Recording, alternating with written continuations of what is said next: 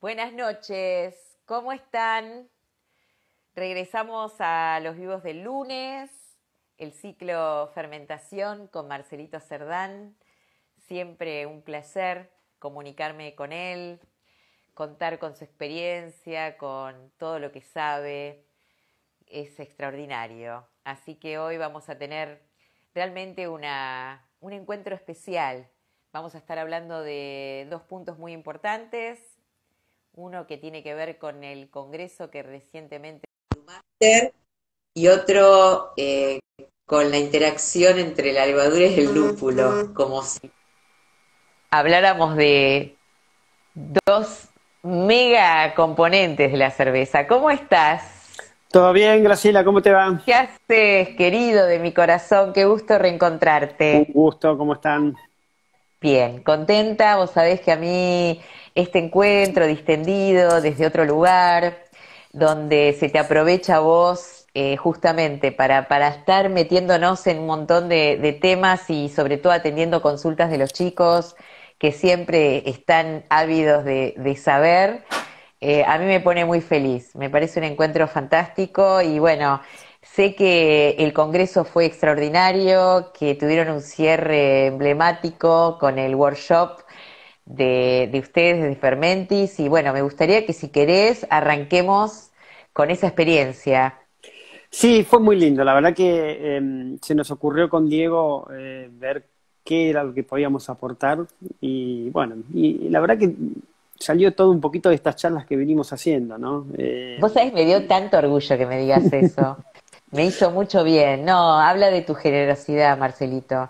No, pero A es mí me verdad, puso muy porque feliz. de alguna forma, digamos, este ciclo a mí también me ayuda a actualizarme con algunas cosas, a revivir algunas otras cosas, y bueno, y de esa forma, Ahí digamos, apareció Diego Perrota. ahí apareció Ahí Diego, un está. saludo para Diego.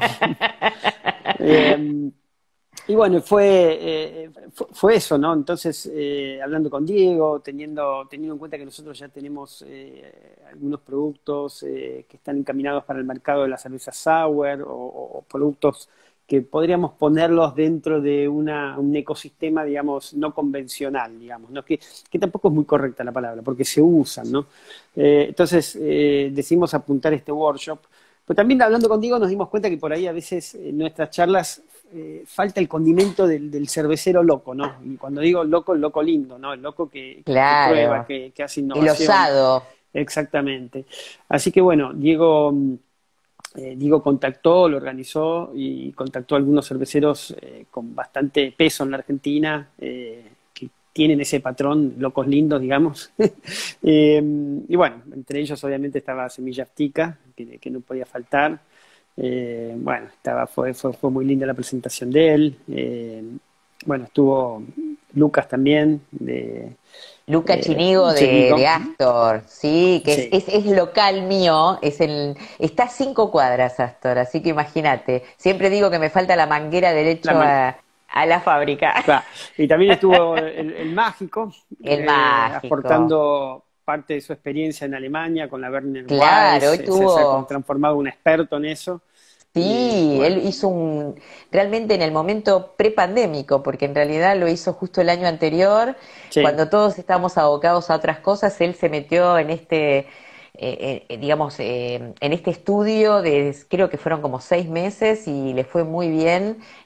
Vos siempre hablaste de ese punto académico como un punto a tener en cuenta, ¿no? exacto, En Alemania. exacto. Y bueno, fue muy lindo. Faltó una presentación, lamentablemente, por una cuestión de tiempo y cuestiones técnicas. No pudimos hacer una presentación de Catalina Sauer que le iba a hacer Patrick Zanello, pero bueno, quedará Bueno, pero queda para otro webinar, pendiente. obviamente, sí, sí. Obvio, Pero fue muy lindo obvio. mezclar esa experiencia donde, bueno, yo conté historias de Rodenbach, historias de las lámbicas, que las vivimos juntos, bueno, ya sea en Bélgica o a través del ciclo. Después Diego metió alguna información importante, algunos productos nuestros que están para ese mercado, y después los chicos con toda su experiencia y los trucos, fue muy interesante realmente.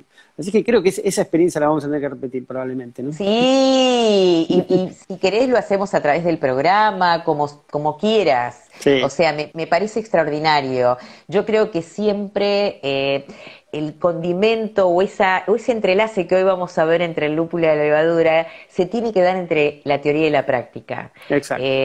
Yo creo que el contar acerca de la experiencia de aquellos que ya vienen elaborando determinadas cervezas realmente con mucho éxito y sacando birrones, porque no sabés, son explosivas. Sí. Estuvimos probando las últimas del Mágico, las últimas de Juguetes, las últimas de Astor, tremendas, pero tremendos, que no tienen Sí. nada que envidiar a Europa, a Estados No, por Unidos, supuesto que no, por supuesto que no. nada. Y estoy seguro que ellos también en un mercado tan competitivo como el americano, digamos, tendrían el mismo Sí, éxito que tienen en Argentina. En ese aspecto no hay ninguna duda, son productos excelentes, ¿no? Y a veces dice, ¿por total. qué no ganamos un torneo en tal lado, en tal lado, Lo en que World pasa Cup? que Es hay... una cuestión de estabilidad de producto, no es una cuestión, Sí, es muy totalmente, difícil mandarles un mensaje. totalmente, Pero bueno, totalmente, ya va a llegar. totalmente, totalmente. Así Bueno, que, un punto importante para tener en cuenta es que nosotros esta semana en el programa estuvimos pasando Moeder Lambic. Así que vos mira, estuviste hablando de las lámbicas y nosotros estuvimos con el tema de, digamos, las lámbicas en el programa. muy bien. No, no, fue qué Buena bar, sincronización. qué bar y qué cervezas extraordinarias estuvimos probando. Sí, Tremendo, la verdad que sí. tremendo, Bueno, tremendo. Bueno, ahora se van a venir un casamiento muy especial, ¿no? Que vos lo hablabas de esa manera, un matrimonio, una sí, interacción. exactamente. Yo estuve más o menos haciendo los deberes, igual, viste, no me creas la experta de nada, pero tengo acá 345 papeles diferentes como para seguirte el rumbo de todo lo que me vas a plantear. Pero bueno, todo este tema, y creo que es la biotransformación, Sí. eh, me gusta muchísimo. Así que Bueno, bueno, somos sí, todos oídos. es un mundo realmente fascinante. Y, bueno, yo hablé al inicio de que los cerveceros locos, ¿no? Y los cerveceros están locos realmente, los artesanales, ¿no? Porque han traído estas prácticas de dry hopping. Mira, las primeras cervezas con dry hopping, yo las hice probablemente en el año 2001, o 2000, sí, probablemente fue en 2001, en Buller. Arrancamos con un Ajá. dry hopping tímido para una India Pale Ale, que era con un Cascade, lúpulo Cascade en flor del Bolsón. Y en ese momento no se hablaba de eso prácticamente, ¿no? Eso fue, digamos, mi socio Brad Page dijo, hagamos un dry hopping. Me acuerdo que hasta pusimos 600 gramos para un batch de 10 hectolitros de lúpulo en flor. Y bueno, se notaba realmente el aroma Cascade, se notaba, pero ni se asomaba a lo que hoy vemos en términos de dry hopping, ¿no? Eso primero que era en flor, obviamente lo poníamos en unas bolsas adentro de los tanques. Y bueno, y hoy lo que vemos, bueno, aparte, pasaron 20 años, Grace. En 20 años no solo avanzó mucho el conocimiento, en ese momento, cuando yo empecé a hacer esa IPA con dry hopping, recién se estaban empezando a describir algunas reacciones proponiendo algunas reacciones de biotransformación, o sea, cómo actuaba la levadura sobre componentes del lúpulo. Recién se Ujú. empezaba a hacer eso, ¿no? Bueno, y en 20 años pasaron muchas cosas, ¿no? Pero aún falta mucho por conocer y sobre todo es tan compleja esa química, es tan compleja que a veces es muy difícil predecir qué es lo que va a ocurrir, ¿no? Claro. Inclusive a veces yo creo Yo- que se interpretan algunos datos erróneos también, o los cerveceros buscan algunas ciertas propiedades en las levaduras que, digamos, no le van a asegurar que van a obtener mejor rédito del lúpulo, ¿no? Y como vos dijiste antes, esto es un matrimonio, pero los matrimonios se ejercen con la práctica, digamos, ¿no? Digamos. claro, Y esto es lo yo te iba a mismo. decir, es más bien empírico, ¿no? Lo que hay Exacto, hasta el sí. día de hoy. Cada vez se sabe más, digamos, pero digamos, es muy, por ejemplo, a veces se buscan enzimas, determinadas enzimas que produzcan las levaduras, porque eso se lo asocia con la liberación de algunos aromas. Pero la verdad que no hay Ujú. una correlación que podamos decir que eso ocurra, ¿no? Entonces, No hay un eh, estudio profundo de no eso. hay, pero no se encontró la correlación. Entonces, Claro. es demasiado complejo. Pero si te parece, empezamos a Por hablar un poquito favor, y el porqué de todo esto, arrancá, ¿no? Entonces, arrancá. vos sabés que en el lúpulo tenés una fracción que es orgánica, digamos, que se disuelven en solventes orgánicos y otra en agua, la fracción acuosa, ¿no? Todo lo que son aceites esenciales están en esa fracción que la llamamos en la fase orgánica, digamos, que se extrae con solventes orgánicos. Acordate, los aceites esenciales están entre el 0,5 y 3% del peso del lúpulo, ¿no? Y obviamente ahí hay una mezcla de cosas increíbles. Lo habrán visto con Hernán Testa muchas veces. Sí, hablamos. Sí. También dentro de esa fase orgánica están las resinas, entre ellas las resinas blandas, las resinas duras, que, bueno, las blandas están los alfa-ácidos que dan el amargor, bueno, hay polifenoles. Y en la fase acuosa, que digamos es una fase que en su momento se pensaba que desde el punto de vista aromático no tenía ningún tipo de injerencia, digamos, es la parte que digamos, es importante que los aromas sean solubles, o tengan cierta solubilidad en el agua para que puedan estar presentes, ¿no? Pero la verdad es que esa fase acuosa no se le daba mucha importancia y hoy sabemos que ahí hay algunos potenciales aromas presentes. Son, por ejemplo, glicósidos, que son sustancias que están unidas a azúcares y que cuando se liberan pueden, obviamente, liberar aromas. Liberar, ¿no? Exactamente. Claro. Y eso está presente en la celulosa también, ¿no? Entonces, esa parte vegetal puede empezar a tener tiene una importancia hoy por hoy, ¿no? Porque si uno pudiera realmente extraer todo eso, está obteniendo mucho más potencial del lúpulo. Vos fíjate que vos cuando usás lúpulo estás hablando que estás utilizando una fracción del 0,5 al 3%. ¿no? Es tremendo, o sea, desde el punto de vista, que poco, pero bueno, hay mucho material vegetal que se pierde. No te estoy diciendo que no tiene impacto, pero realmente la gente se focaliza en ese 0,5 a 3% del lúpulo en general, ¿no? Y ahora, y realmente qué pasa con los lúpulos y las levaduras es un mundo nuevo, ¿no? Hoy vos sabés que en el lúpulo nosotros tenemos algunos grupos de sustancias. Tenés los hidrocarburos, donde tenés los monoterpenos, sesquiterpenos. Los monoterpenos, el más conocido es el mirceno. De los sesquiterpenos tenés el beta-cariofileno, tenés el farneseno, tenés varias sustancias, ¿no? El mirceno representa, por ejemplo, es prácticamente el 80% en algunos casos, hasta el 80% de los aceites esenciales. Pero se suele perder fácilmente.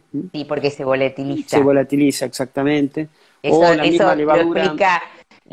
Hernán, depende el calor y esto y el otro, lo perdemos, no lo perdemos, hay que tener cuidado con el mirceno. No me voy a meter mucho en eso, digamos, pero sí, se pierde muy fácil y también se pega a las levaduras, entonces cuando la levadura sedimenta se pierde.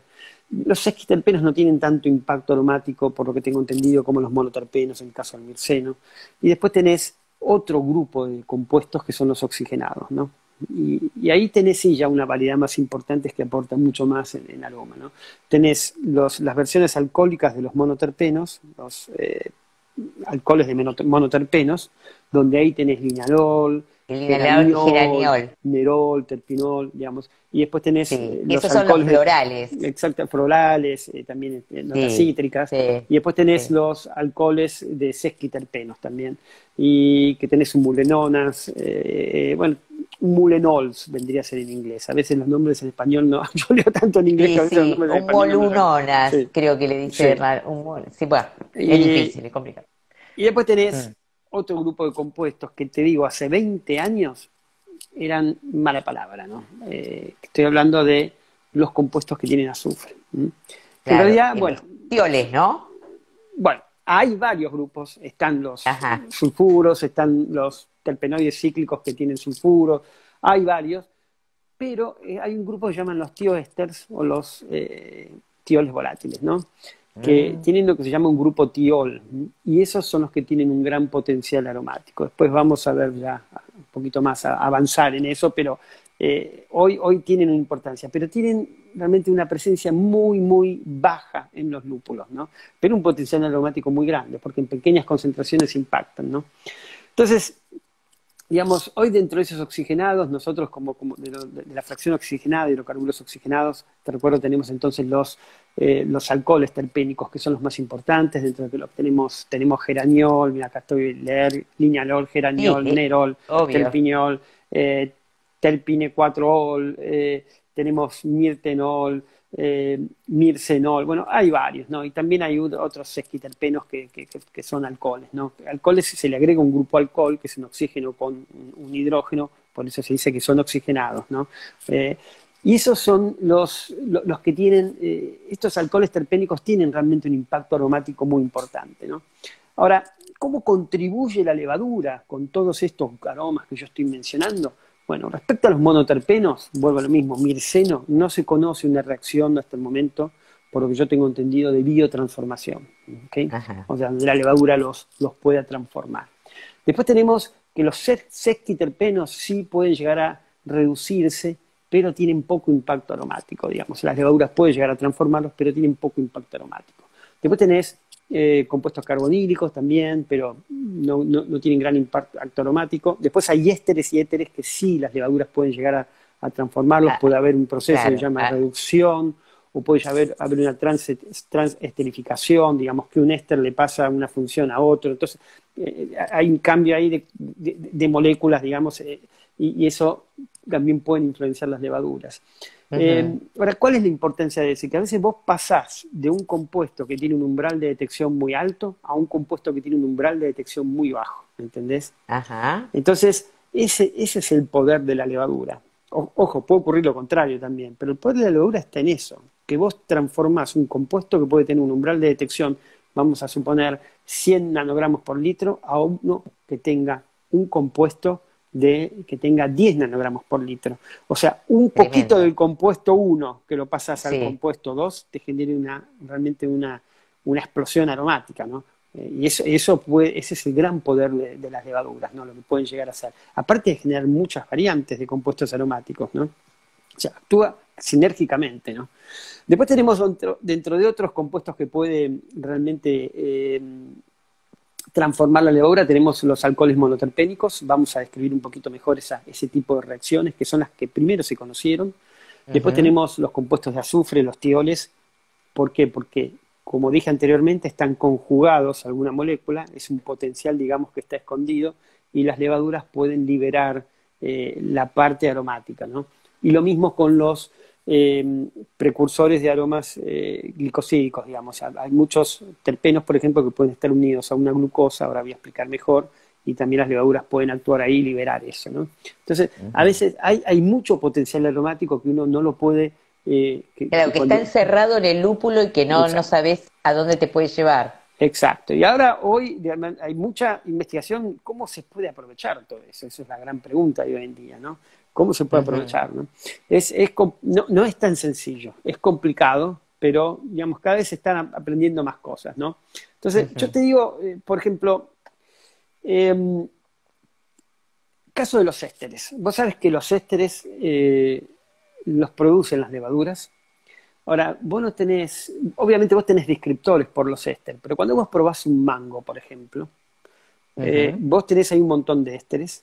No es que tenés un éster que te produce ese aroma a mango, tenés un grupo de ésteres que actúan en forma sinérgica, en forma complementaria, digamos, y te da como resultado ese aroma a mango. Yo cuando pruebo mango siento coco, mango, siento varias cosas metidas en el medio, ¿no? Eso te da cierta complejidad. Entiendo. Por ejemplo, en mango yo tengo acá etilbutanoato, etilhexanoato, etil 2-metilbutanoato, isoamilacetato, etil 2-metilpropanato, etiloctanoato, etil 3-metilbutanoato. Ya nombraste 7. Bueno, y así sigue la lista, ¿no?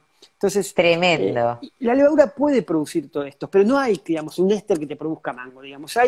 Digamos, es un conjunto. Una conjunción. ¿No? Exactamente. Entonces, la química es muy compleja. La mayoría de estos ésteres los producen las levaduras, pero hay algunos ésteres que inclusive los pueden producir, los aportan los lúpulos también. Por ejemplo, el etil 2-metilbutanoato también los pueden aportar los ésteres. Y las levaduras pueden hacer reacciones de transesterificación, cambiar un éster con otro, digamos. Entonces, de esa forma, se puede hacer mucho más complejo eso. Pero hay otra cosa más, la sinergia, digamos. Éster 1 más éster 2 te genera un efecto que no es sumatorio, digamos. Puede ser que uno tenga un aroma A y otro un aroma B, y la suma de los dos te genera un aroma C. Entonces, es muy compleja la química de los aromas, ¿no? es extremadamente compleja, ¿no? Entonces, vos fíjate que cuando vos tenés un lúpulo y en el medio ya tenés muchas moléculas que van cambiando, ¿por qué? Porque vos calentás la cerveza en algunos casos, en otros casos es dry hopping, porque el propio movimiento, bueno, hay un montón de cosas que afectan, que se pierdan aromas o que se transformen, y encima cuando le metés la levadura, que trabaja activamente sobre esos compuestos, digamos, ahí se genera una cantidad de cosas increíbles, ¿no? Y eso es muy difícil seguirlo, es muy difícil tener conclusiones sobre qué es lo que ocurre realmente. Claro, lo que no hay es un patrón que te diga, si haces esto, vas a tener esto. Esto no eso es matemática, no, digamos, hay tendencias, digamos, ¿no? Obviamente no hay tendencias, pero eso se adquiere mucho con la práctica, ¿no? Eso es muy, muy importante. Entonces, ayuda seguramente muchísimo el saber la composición de los aceites esenciales de cada lúpulo que vos vas a utilizar. O sea, tener la data precisa de la levadura y la data precisa del lúpulo seguramente va a ayudar a que eso se allane un poquito, ¿o no? exacto. Pero, bueno, vamos a mostrar, yo te voy a mostrar unos trabajos, cómo estamos encarando nosotros el trabajo. Espero que si tenemos tiempo hoy, si no después lo terminamos bueno, charla arranquemos. que viene, pero vamos. Arranquemos. Exactamente. Entonces, vos tenés todas estas, digamos, es muy complicado seguir todo, ¿no? Pero vamos a concentrarnos en los alcoholes monoterpénicos. Bueno. Vos sabés que la mayoría de los alcoholes monoterpénicos los produce la propia levadura, más allá de que los aporte el lúpulo. Hay una síntesis de alcoholes monoterpénicos que los hacen las levaduras. Vos tenés nerol, terpineol, linalol, citronelol, geraniol, que los pueden producir las levaduras. Inclusive algunas, por ejemplo, no producen linalol, muchas ale no producen linalol, pero las de trigo sí lo producen, las lager en general los producen. Y hay algunas cepas, obviamente, que producen una cantidad muy grande de estos terpenos y que ya per se, digamos, por encima del umbral de detección y ya pueden ser detectados aún en ausencia de lúpulo, ¿no? Entonces, vos acá ya tenés un aporte basal de muchas levaduras, ¿no? Wow. Que eso es importante. Y también estos compuestos entre sí actúan en forma sinérgica, ¿no? De vuelta, ¿qué es la sinergia? 1 más 1 no es 2, puede ser mucho más que 2, porque los efectos se potencian, ¿no? Eso es muy importante. Entonces, vos tenés todo este grupo de compuestos que son linalol, nerol, geraniol, citronelol, que están volcados más hacia las flores, atributos más florales y cítricos también. Te digo alguno, por ejemplo, lemongrass, que no sé en castellano cómo es el lemongrass, es hierba de limón, se traduce, pero no sé realmente cómo es la traducción. Cítrico, capaz. Sí, pero bueno, tiene una particularidad, ¿no? Lila también, después tiene cedro, naranja, pino, lavanda, digamos. Uy, amplísimo. Sí, es amplísimo, pero más que nada está hacia las flores y a lo cítrico, ¿no? Ahora, las primeras reacciones de biotransformación que se describieron fueron sobre el geraniol, ¿no? El geraniol es un alcohol monoterpénico y se describieron acciones donde se sabe que el geraniol se puede transformar a citronelol, digamos, y al linalol, digamos. Y esos son los principales alcoholes monoterpénicos que impactan en el aroma, ¿no? Son los, digamos, en general, Hernán Testa me podrá corregir, pero en general tengo entendido que son los más importantes, ¿no? Y inclusive, digamos, tienen un umbral de detección, el citronelol y el linalol tienen umbrales de detección más bajos que el geraniol, ¿no? Sí. Eso es muy importante. Ahora, hay otro que también producto de esas reacciones de biotransformación se llama el terpineol, que tiene un umbral de detección más alto, digamos. O sea, del geraniol pasa al linalol, del linalol pasa al terpineol. Ahora, si se produce mucho terpineol, entonces como que se pierde calidad aromática, ¿no? En cambio, si se quedan linalol y citronelol, puede mejorar la calidad aromática. La parte aromática. Entonces, y eso es muy complejo, porque esto está así mediado por levaduras. Y aparte mete en esto lo que produce la propia levadura, ¿no? Entonces, estamos ahí en una... hay cierta complejidad. Es como un juego de ajedrez. Exactamente. Entonces, y eso, digamos, hoy te diría que prácticamente la única forma de saberlo es con la experiencia práctica, ¿no? Ahora, hoy también se sabe que hay muchas levaduras que, por ejemplo, pueden prácticamente no tocan el geraniol o lo metabolizan poco, y otras que sí lo hacen mucho más rápidamente, y entonces eso cambia obviamente la percepción aromática. Algunas seis que, por ejemplo, no metabolizan, no biotransforman bien el geraniol, entonces eso puede llegar a generar un mayor impacto aromático, puede generar un aroma más cítrico en algunos casos, ¿no? Eso se sabe, ¿no? Por ejemplo, muchas lagers, yo vi algunos estudios donde alguna cepa lager, digamos, transforma prácticamente todo el geraniol, eso le baja el impacto aromático que viene por ese lado de los terpenos, ¿no? Entonces, vos a veces tenés, por ejemplo, una levadura que tiene una gran cantidad de linalol, por ejemplo, y vos la seleccionás como un lúpulo que tiene una gran cantidad de linalol y vos lo generás por eso y le ponés una levadura que por ahí después lo termina biotransformando todo, terpineol, y a vos no te gusta mucho eso. Entonces, a veces hay que encontrar el marido perfecto, digamos, ¿no? O la esposa perfecta. Eso, mira, acá viene mi pregunta, simplemente para tratar de entenderte mejor. Toda esta clasificación digamos, de las características de la levadura está clara como para, en el momento de que uno la elige, ya entiende para dónde va esa levadura, supongo yo, ¿no? La explicación. Mira, es una buena pregunta, Grace, y la respuesta es no. Digamos, hoy lo que tenemos son indicios a través de trabajos de investigación donde vos ponés, que eso es lo que iba a contarnos, vos pones la levadura con determinadas variedades de lúpulo y después ves qué resultado obtenés. ¿Okay? Claro. Pero vos no tenés, digamos, el potencial aromático de una levadura hoy se está evaluando muchas veces en función de la presencia de algunas enzimas. Y eso no es correcto, porque no está correlacionado. No por el hecho de tener ciertas enzimas realmente va a tener un determinado potencial aromático, ¿no? Ahora vamos a ver eso, ¿no? Pero la cuestión es que,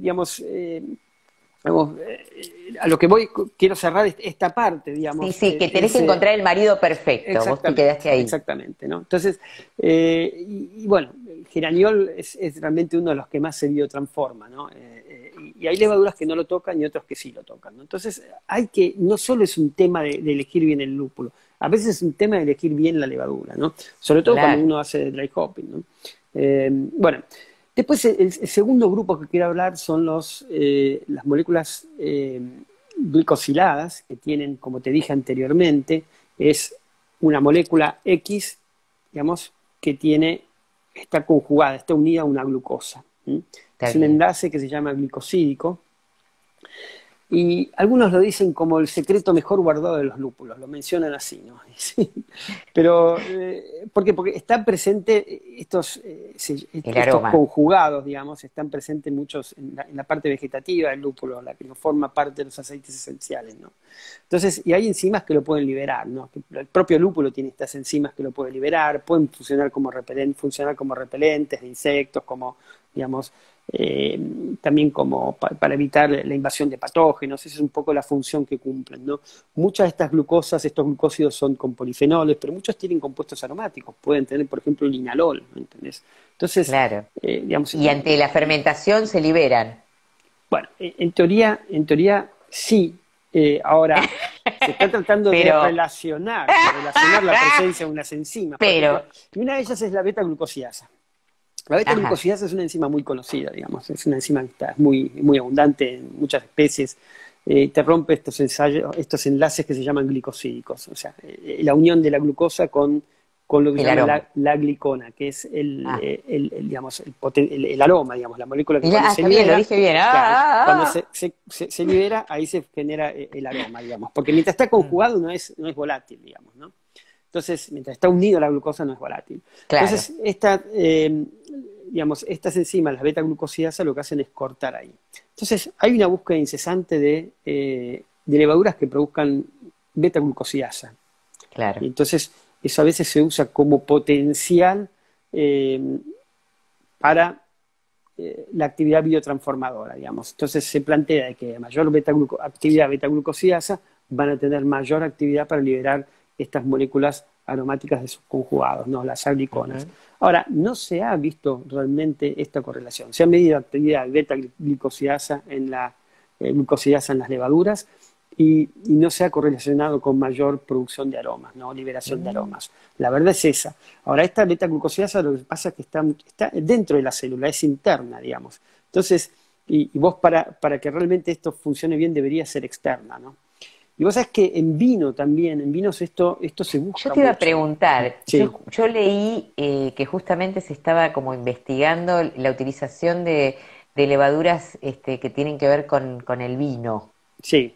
Bueno, es que como que ellas generan otra cosa, algo ya, que dentro de la permite. industria enológica sí hay levaduras muy bien caracterizadas que Ajá. realmente liberan, que producen más terpenos, digamos. Eso sí. Eh, pero hay otras, por ejemplo, que, digamos, resaltan mejor lo que llama el carácter varietal. Por ejemplo, un Ajá. torrontés. Torrontés Claro, es un vino terpénico, es una uva terpénica, total, digamos. total. Entonces, ahora, ¿qué es lo que funciona ahí? ¿Es la levadura que produce más terpenos o libera más terpenos? ¿O la levadura que no produce determinados aromas que pueden enmascarar los terpenos que Ah, vienen de la uva? Ojo, son cosas distintas, para ¿no? Sansa, Entonces, por supuesto.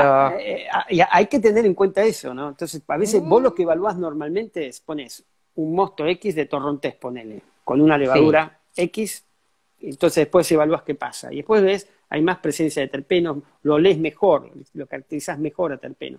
Entonces, muchas veces es que realmente esa levadura no produce muchos aromas que pueden llegar a enmascarar esos terpenos. En otras veces sí, perfecto. producen más por biosíntesis, la propia levadura produce más terpenos, eso también puede ocurrir, o evidentemente puede liberar más terpenos, ¿no? Entonces, puede haber varias formas por lo que realmente maximice la producción de Claro. terpenos, ¿no? Ahora, digamos que, y en vino también se busca esa actividad beta-glucosiasa, pero también muchos plantean que esa beta-glucosiasa, aparte de ser interna, eh, dentro de la célula, a pH del vino, el pH normal del vino no trabaja, digamos. Entonces, internamente sí, porque el pH está regulado, pero si estuviera fuera de la célula, si fuera exocelular, digamos, que se secreta fuera de la célula, el pH del vino no la dejaría trabajar. Entonces, es muy relativo también eso, ¿no? Lo que sí, hay cepas que producen más terpenos que otras, ¿no? Entonces, y en cerveza también, digamos, hay muchas veces yo he visto que muchos ponen el potencial o la actividad beta-glucosiasa como un indicador para elegir una cepa, y eso hoy por hoy no podemos realmente decir que sea así, ¿no? Realmente, lamentablemente, no tenemos un parámetro que nos diga, sí, o sea, esta cepa que te va a liberar más terpenos. Y todo tiene que ser realmente más en la práctica, ¿no? Eh, eso es medio frustrante, pero sí hay un potencial enorme, enorme, enorme en esa celulosa donde están embebidas estos conjugados, ¿no? Y, Es como que hoy por hoy se saben, digamos, las cosas a tener en cuenta, pero no tenemos en claro cómo se van a relacionar realmente una con las otras en cada exposición o en cada claro, cerveza que realicemos, ¿no? O exactamente. sea, O a veces hay teorías que uno pero después cuando se hace, conoce más, se claro, conoce se más. Por conoce más. ejemplo, Hernán nos contaba que hoy por hoy los componentes de los aceites esenciales, en su inicio, que él cuando inició, digamos, el ciclo de él, decía, me preocupan tres, ponele, ¿no? Por decirte, el mirceno, el humuleno y qué sé yo, y hay más de 450 y se dice que hay 1000 Sí, sí, hoy ya hablan de 1000 tranquilamente. Bueno, tranquilamente, y que hay algunos que son re chiquititos, pero que tienen un umbral muy muy bajo, alto, muy bajo digamos, que vos lo percibís aunque sean muy pequeños. exactamente. Se dice Sí, que tiene un umbral muy bajo, ¿no? bueno, al Entonces, revés. a ver, se entiende. Sorry, sorry. Entonces, pero bueno, es un poco lo que puedo decir de los enlaces glucosídicos, digamos, que hay un potencial ahí que todavía no se entiende bien cómo se puede aprovechar mejor, ¿no? Eh, Después, el otro tipo de aroma que quiero comentar es sobre los compuestos de azufre, ¿no? Cómo Mm, interactúan con las levaduras. Eh, que acá, digamos, te recuerdo que dentro de los compuestos de azufre hay algunos que no son muy lindos, ¿no? Y hace 20 años atrás en general eran para el descartar, huevo ¿no? podrido, ¿no? El huevo Y podrido, bueno, la cosa. sí, por este caso es más cebolla, ajo, ese tipo de eh, cosas que pueden ocurrir, ¿no? Ahora, hay un ah, grupo de azufres que, como dijimos antes, que son los tioles polifuncionales, los tioles volátiles, que realmente sí son muy interesantes. Y aquí sí voy a ir al vino nuevamente. Esto ya en la industria del vino se habla hace mucho tiempo y hay tres compuestos muy identificados. Vos sabés que una de las variedades que más de este tipo de tioles volátiles tiene es el Sauvignon Blanc. Sauvignon Blanc es una variedad blanca. Sauvignon Blanc Sí. normalmente se cultiva en áreas para expresar el carácter herbáceo, porque tienen dos vertientes, dos aristas este tipo de compuestos en el Sauvignon Blanc, un carácter más herbáceo y un carácter más frutal. Frutal es maracuyá, pomelo, ¿no? Pues normalmente se necesitan, digamos, temperaturas no muy cálidas, digamos. Pues es que en Chile, que se producen muy buenos Sauvignon Blanc, se producen en el Valle de Leira, en Casablanca, que están más Ajá. cercanos a la costa, entonces entra digamos, un fresquete del La sal. Pacífico, ¿no? Claro. Entonces, y no es esa temperatura del Valle de la Concagua que te quemás, no, durante el mediodía, ¿no? Es que eso es para otro tipo de vinos, vinos que tienen más Claro. estructura, los vinos tintos, ¿no? En este caso, Ujú. digamos, son zonas más frías, digamos, y eso hace que se expresen mucho mejor ese potencial tiólico, digamos, en estos vinos, ¿no? Y después pasa mucho por las levaduras en dividirlos. Acá no están unidos, hay algunos que están libres, por supuesto, pero no están unidos a un azúcar en particular, sino que están unidos a algunos aminoácidos, puede ser la cisteína o puede ser también un tripéptido que puede ser glutatión o un dipéptido, pero generalmente son compuestos, son aminoácidos o péptidos cortitos que están formados también por aminoácidos, ¿no? Entonces, acá actúa otra enzima para liberar este tipo de compuestos que se llama una beta-liasa. Y bueno, y hay levaduras que también se supone que producen beta-liasa en mayor cantidad y que permite liberar más este tipo de compuestos, ¿no? Ujú. Hay tres bien identificados, hay más, pero los tres más famosos son el 4-MMP, 4-metilmercaptopentanona, que, digamos, ese compuesto te produce más un carácter herbáceo. No sé si conoces la ruda. Sí, por Bueno, favor. es La ruda ruda, macho. exactamente. Y Tremendo. bueno, puede ser casis, grosella negra, después puede ser el cati, que es Fuerte, pis qué de fuerte. Vos gato. sabés que la nombraste y la tengo acá. La TS, Sí. bueno, pero es más, va más para ese lado, ¿no? Eh, pero bueno, es muy apreciado un Sauvignon Blanc también, y también puede ser muy Claro, apreciado en algunas cervezas en particular, ¿no?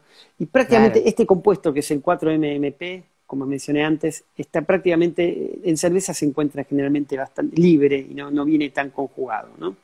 Ahora, hay otro que, por ejemplo, es el 3 mercaptohexanol, que el 90% se encuentra en forma conjugada, prácticamente. Ajá. Entonces, las levaduras, a través de esas enzimas, supuestamente beta-liasa, pueden llegar a liberarlos. Y estos están más asociados a aromas como maracuyá y pomelo, es más del lado de la fruta, ¿no? Y tiene un umbral de detección de más o menos 60 nanogramos por litro. Eso es lo que tiene, que es un umbral ya bajo, ¿no?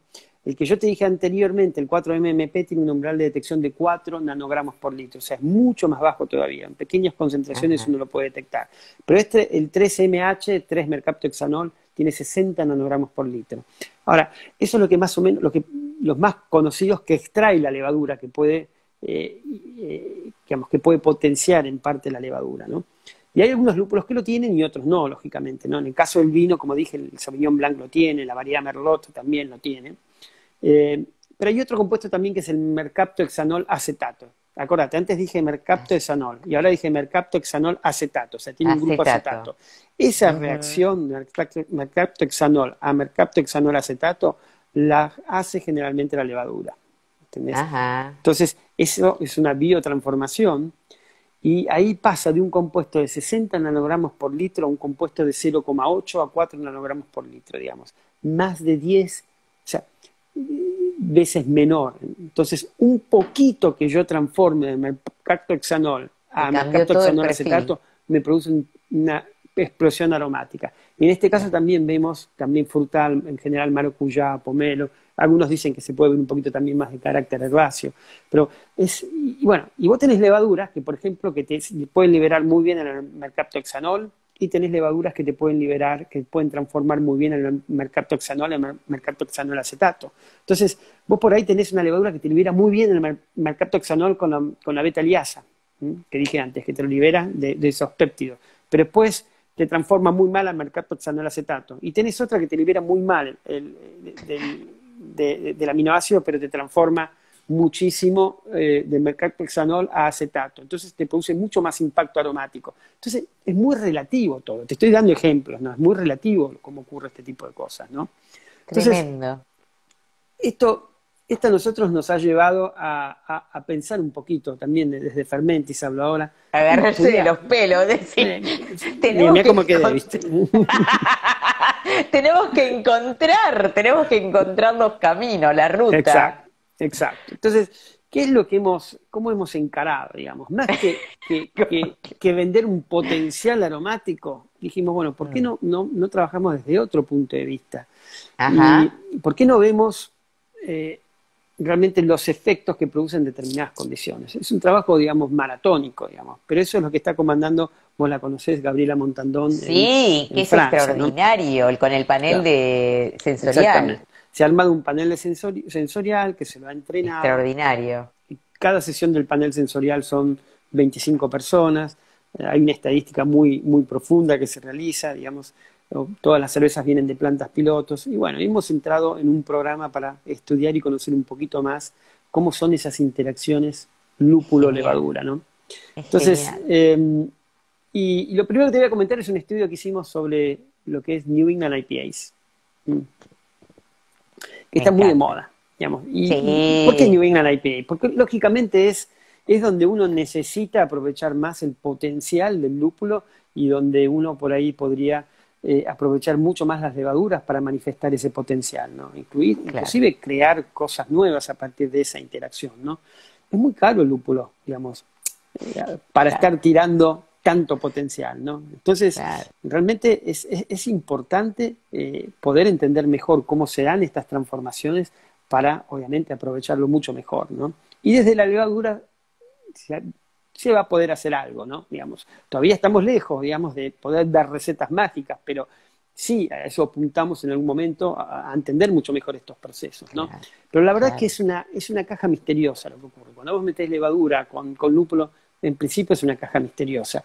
Y un poco lo que dije hasta ahora era para entender un poquito cómo viene esa complejidad, ¿no? Acordate, vos tenés aroma A, aroma B, que genera sinergia, entonces los mismos aromas que aporta el lúpulo los puede producir en algunos casos la levadura, entonces se genera una sinergia. Después, los distintos procesos de biotransformación que te transforman un aroma de menor potencial aromático a un aroma de mucho mayor potencial aromático. Bueno, hay No, y muchas dijiste algo cosas que hay más que evaluar. importante, que los componentes que tienen los aceites esenciales los podemos encontrar en la levadura también.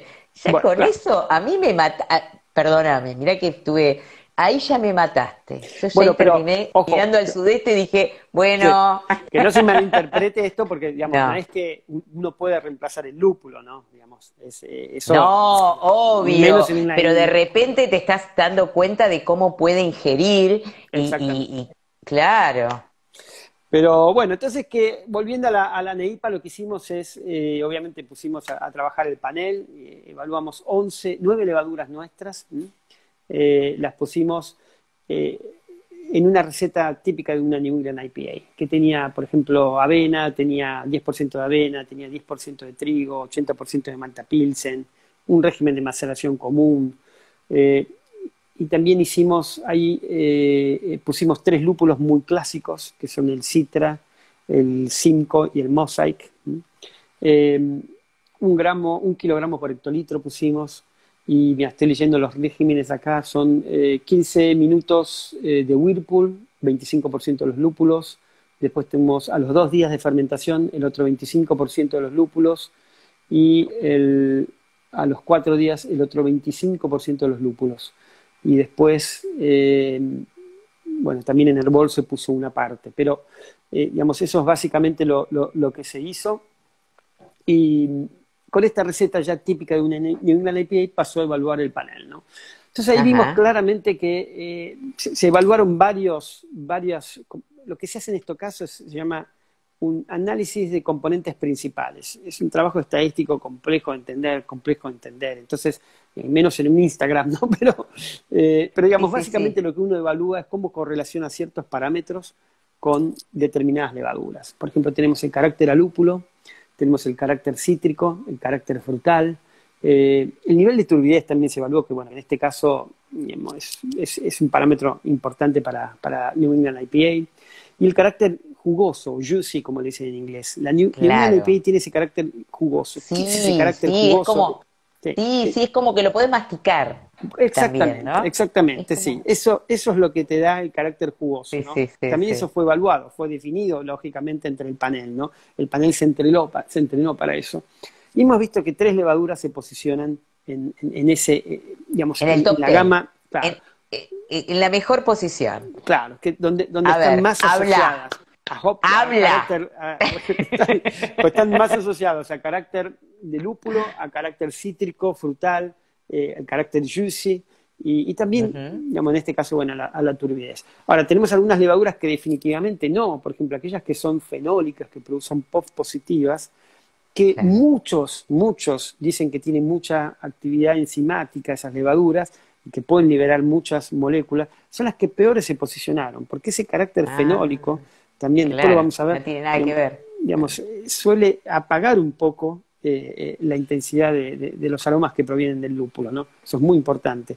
Y, por ejemplo, la 134, que es muy fenólica, digamos, quedó bastante del La, lado fenólico y no tiene ninguno de este y no- carácter frutal, ujú. ni juicy, ni nada por el estilo. Pero las que mejor se comportaron fueron la S33, la K97 y la S04, ¿no? Son todas levaduras A, ¿no?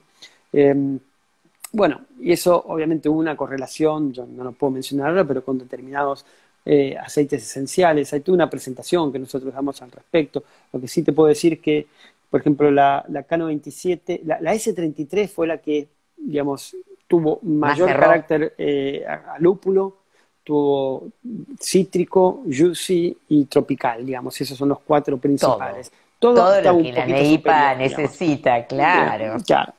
Pero también funcionaron muy bien la K97, donde la K97 quizás el carácter cítrico es un poquito más bajo y predomina más el tropical, pero predomina más la parte herbácea y la parte juicy está bastante bien equilibrada. Y la S04 funciona mejor, digamos, tiene mejor la parte tropical también mezclada con la herbácea, digamos. Son versiones distintas, digamos, ¿no? Pero sí acá está claro que vos cuando haces exactamente lo mismo, cambiás la levadura y obtenés un perfil diferente. ¿Sí? Y eso quedó clarísimo en este tipo de estudios. Y las O diferencias realmente sea, son vamos a recordar a bastante los chicos importantes.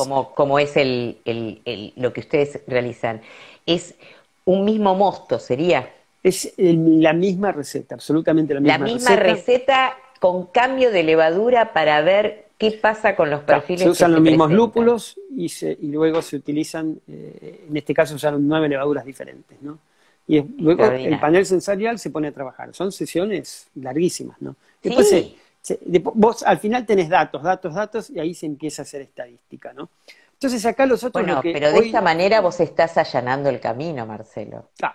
Y bueno, ahora, claro, ¿cuál es la ventaja negativa de este tipo de estudios? Quizás es que vos estás viendo una receta en particular con ciertos Ujú. lúpulos, pero digamos, también empezamos a ver en distintos estudios que esto más o menos se repite, digamos, ¿no?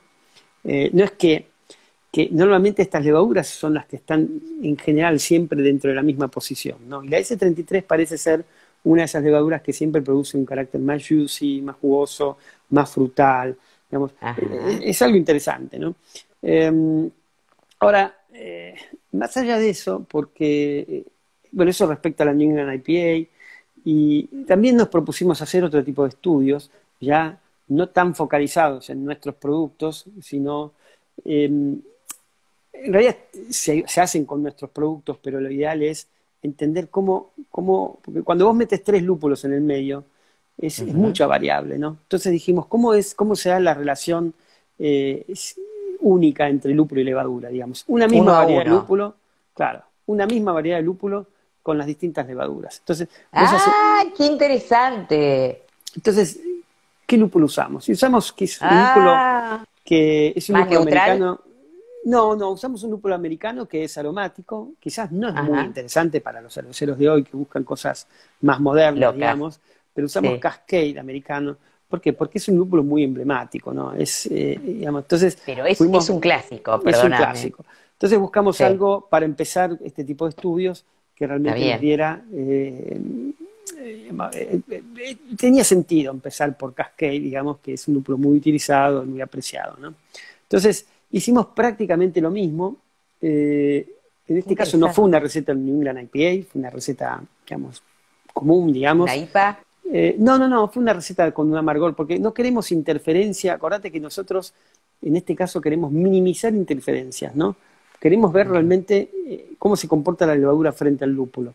Lo que hicimos es un amargor básico, digamos, con alfa-ácidos, digamos, que le agregamos, y después hicimos 3 adiciones de lúpulo, siempre cascade, acordate. Hicimos lo que se llama el late hopping, digamos, que es en el Whirlpool, que ahí pusimos 300 gramos por hectolitro en el Whirlpool. Hicimos el dry hopping, que ahí estamos hablando también de 300 gramos por hectolitro, e hicimos mitad y mitad, o sea, 150 gramos por hectolitro en el Whirlpool y 150 gramos por hectolitro en el dry hopping. O sea, 3 condiciones: late hopping, dry hopping y los dos, ¿está bien? En este caso, cuando se ponen los dos juntos, se divide por 2 la dosis, pero la dosis total es la misma, ¿está bien? Todos tienen en total 300 gramos por hectolitro cascade, pero en la última condición es 150 y 150. 150. Porque, digamos, ¿tiene que ver el régimen de lupulación o no tiene que ver el régimen de lupulación? ¿Afecta o no afecta, no? Entonces acá utilizamos 11 cepas de levadura. Contá. Entonces, y acá evaluamos entonces varios parámetros. Averiguamos el amargor, el retrogusto amargo también, que esos son quizás los menos interesantes desde el punto de vista de la parte aromática. Pero no menos importantes. No, obviamente, pero es ver cómo se mueven las levaduras, ¿no? Después el carácter herbáceo, lúpulo en general, el floral y el frutal, digamos. Nos concentramos en esos, ¿no? Y acordate, los tres regímenes de lupulación, ¿no? ¿Qué vimos? Primero vimos... ¿Qué vieron? ¿Qué vimos? Vimos levaduras nómades y levaduras no nómades. ¿Qué significa esto? Espera, bueno, la palabra nómade significa que... Exactamente. Entonces, que pulula por todos lados. ¿Cuáles son las variables acá? Bueno. La levadura es la variable. El lúpulo siempre es el mismo, pero también tenemos los regímenes de lupulación, ¿entendés? Entonces, si nos concentramos, vamos a bloquear, digamos, a fijar una otra variable que es la levadura. La variable, entonces... La levadura queda fija, la variable son los regímenes de lupulación. Entonces, cuando uno pone un gráfico, uno ve que, por ejemplo, la 3470, le cambias el régimen de lupulación y está siempre en el mismo lugar, o en la misma área. No cambia. En estos gráficos que yo te llamo PCA, digamos, que el componente principal, Principal Component Analysis, se llaman, ¿no? Entonces, están siempre en el mismo lugar. Eso significa que vos le cambias el régimen de lupulación y no cambia. Ahora, ¿qué pasa? La 256 muestra todo lo contrario. La muestra es gitana. La 256 vos tenés que, digamos, la 256, cuando vos le pones el dry hopping es floral. Cuando vos le pones el light hopping solamente, es más, se nota más el amargor, el retrogusto. Y cuando le pones la mezcla de los dos, le notas un carácter herbáceo. Entonces, acá tenés otra variable más, digamos. Claro. Entonces, por eso se hace todo muy, muy complejo. Ahora, otras nómades, por ejemplo, la 189 es otra nómade, pero, digamos, es una levadura que al final quedó bien rankeada, porque vos tenés que, cuando tenés late hopping, normalmente tiene algo herbal y aftertaste, cuando vos tenés dry hopping, te produce más un carácter frutal muy intenso, ¿no? Y algo también de lúpulo en general. Y cuando vos tenés la mezcla de los dos, es más algo de frutal también, pero también tenés retrogusto también amargo, ¿no? La S33, por ejemplo, si vos tenés frutal cuando le haces la mezcla del late hopping y el dry hopping. Después tenés también frutal y hoppy, digamos, y lupulado cuando vos tenés dry hopping nada más.